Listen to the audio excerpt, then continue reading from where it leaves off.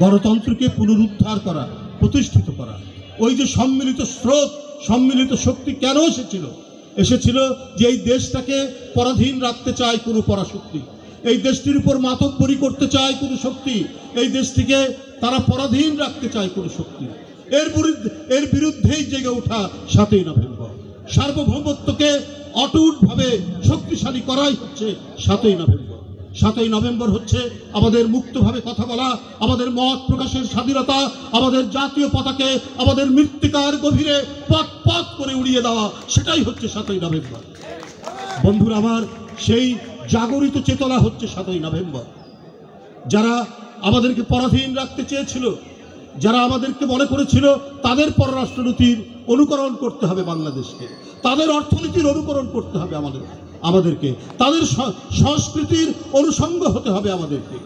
কিন্তু বাংলাদেশের স্বাধীনতা মানুষ, যারা 30 লক্ষ মানুষ অকাতরে জীবন দিতে পারে পাকিস্তানের সেই প্রশিক্ষিত সেনাবাহিনীর বিরুদ্ধে, তারা কি আরেকটা পরাশক্তির কাছে নিজের মাথা নত করবে? তারা পিণ্ডির কাছ থেকে বিচ্ছিন্ন হয়ে দিল্লির কাছে নিজের মাথাকে নুইয়ে দিবে? এই শক্তি এবং এই ধরনের মানসিকতা তো বাংলাদেশের নেই।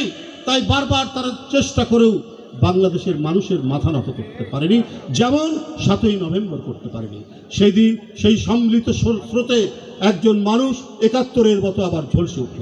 যে কথাটি স্যার বলেছেন, অধ্যাপক রফিকুল ইসলাম স্যার, যে যখন কোনো রাজনৈতিক নেতৃত্বের কোনো সন্ধান মানুষ পাচ্ছে না, তখন একটি ক্ষীণ কণ্ঠে রেডিও, তখন এত টেলিভিশন ছিল না, রেডিওতে একটি কণ্ঠধ্বনি আমরা পেয়েছি। সেটা হচ্ছে আমি মেজর জিয়া বলছি। এর স্বীকৃতি শেখ হাসিনা কত বিকৃত করেছেন, তার এই ঘোষণা নিয়ে কত অনাচার করেছেন, অথচ তার স্বামী বলেছে আমরা সাহস পেলাম যখন রেডিওতে মেজর জিয়ার স্বাধীনতার ঘোষণা শুনলাম। কত ধিকৃত এই মহিলা, কত মিথ্যাবাদী এই মহিলা। তার মন্ত্রিসভার অনেক মন্ত্রী বলেছেন যে স্বাধীনতার ঘোষক জিয়াউর রহমান, কিন্তু উনি বিশ্বাস করতে চাননি। কারণ স্বাধীনতা যুদ্ধের জন্য যারা দায়ী, স্বাধীনতা যুদ্ধকে যারা বিজয়ের পথে নিয়ে গেছে, তারা যদি বড় হয়, তারা যদি মহান হয়, তাহলে শেখ মুজিবের অবস্থান খাটো হবে। এটা শেখ হাসিনা জানেন। এই বলেই বারবার যারা স্বাধীনতা যুদ্ধের জন্য কাজ করেছেন তাদেরকে তিনি হেয় করেছেন জিয়াউর রহমান স্বাধীনতার ঘোষককে, এবং প্রবাসী সরকারের প্রধানমন্ত্রী তাজউদ্দিনকে তিনি হেয় করেছেন। তার মেয়ে কদিন আগেই বলেছে এই যে সাবেক সরকার, এই সরকার ছিল মাফিয়া লীগ, ছাত্রলীগ, যুবলীগ, আওয়ামী লীগ সব মিলিয়ে মাফিয়া লীগ।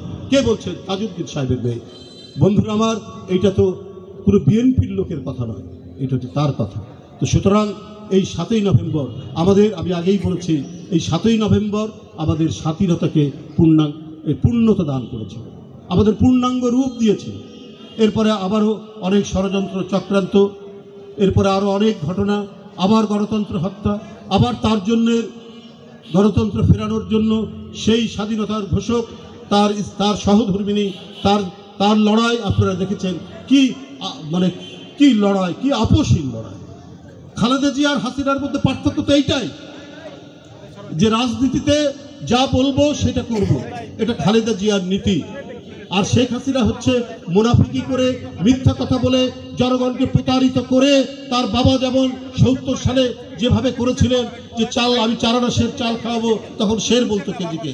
আমরা এই 8 আনা সের ডাল খাওয়াবো বলে একবার প্রতারণা করলেন, ঠিক তেমনি শেখ হাসিনা বাড়িতে বাড়িতে চাকরি দিব বলে আপনার আবার মানুষকে প্রতারণা করে ক্ষমতায় এসে সেই ক্ষমতা আঁকড়ে ধরার চেষ্টা করলেন। তার এই আঁকড়ে ধরার মধ্যে জনগণের কি লাভ হয়েছে? জনগণ কি পেয়েছে? ওই বাড়িতে বাড়িতে তো আপনার চাকরি দেয়নি, বিনামূল্যে তো সার দেয়নি, কিন্তু লাভ হয়েছে একটি শক্তি। সেই শক্তিটি হচ্ছে পার্শ্ববর্তী দেশ, তাদের লাভ হয়েছে। এই কারণেই তারা আজকে অস্থির হয়ে গেছে। তারা আবারও পুনরাবৃত্তি ঘটাতে চায় সেই দুঃশাসনের, সেই লুটপাট, সেই হরিলুটের। আপনারা জানেন কি ভয়ঙ্কর রূপ এই 15 বছর গেছে।